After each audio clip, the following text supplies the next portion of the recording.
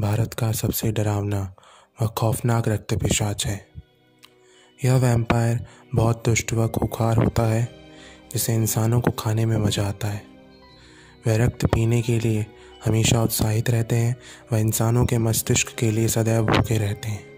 यह अपना शिकार का खून पीने व मस्तिष्क खाने के बाद उस शिकार की अतड़ियों को अपने गले के चारों ओर लपेटकर उस शिकार की लाश के चारों ओर नृत्य कर कोई रस्म अदा करते हैं। ब्रह्म राक्षस या ब्रह्म पुरुष वास्तव में ब्राह्मण की आत्मा है। एक उच्च विद्वान के घर में जन्म लिया एक ऐसा विद्वान जिसने जीवन में केवल बुरे काम किए हैं या अपने ज्ञान का दुरुपयोग किया है, जिसे अपनी मृत्यु के बाद इन सभी कर्मों की सज़ा ब्रह्म राक्षस या ब्रह्म पुरुष बनकर भुगतनी पड़ती है। ब्रह्मा शब्द का अर्थ है ब्राह्मण और राक्षस शब्द का अर्थ है बुरे कर्म करने वाला। प्राचीन हिंदू धार्मिक ग्रंथों में इन्हें सबसे शक्तिशाली राक्षस माना जाता है, जिनके पास अपार शक्ति होती है। इस संसार में कुछ ही ऐसी शक्तियां हैं जो ब्रह्म राक्षस से टकराकर उन्हें इस सज़ा से मुक्ति दिला सकती हैं।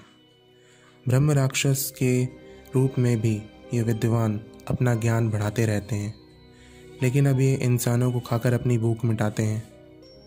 ऐसा कहा जाता है कि 7वीं शताब्दी में संस्कृत के कवि मयूर भट्ट, जिन्हें सूर्य भगवान की प्रशंसा में 100 श्लोक लिखे को ब्रह्म राक्षस के द्वारा परेशान किया गया था।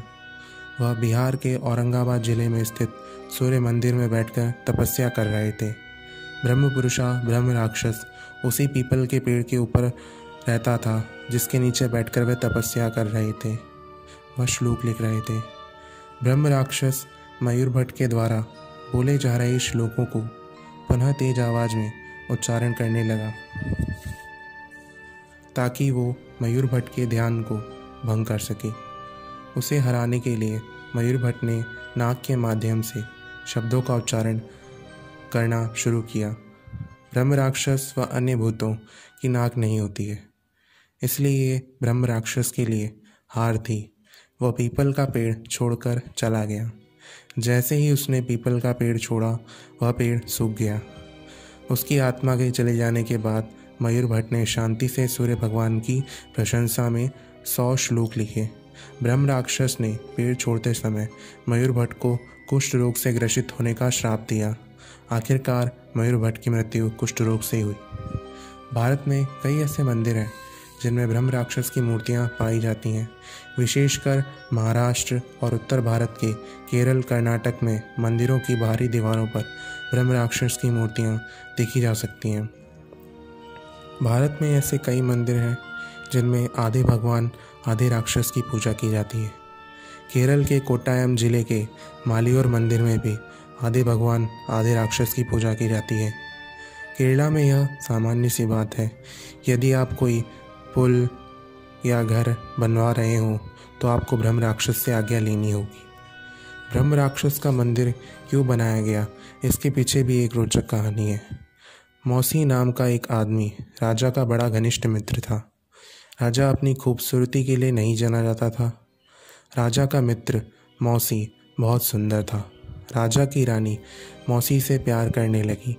जब राजा को इस बात का पता चला तो उसने मौसी को मरवाने के लिए अपने सैनिकों को आज्ञा दी।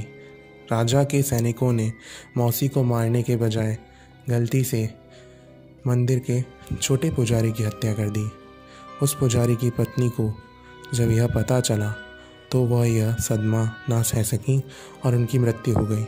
लेकिन मरने के बाद वह ब्रह्म राक्षस बन गई और गांव के सभी लोगों को परेशान करने लगी। इसलिए राजा ने पुजारी की पत्नी के लिए मंदिर बनवाया। बहुत समय के बाद महिलाओं का इस मंदिर में प्रवेश निषेध कर दिया गया।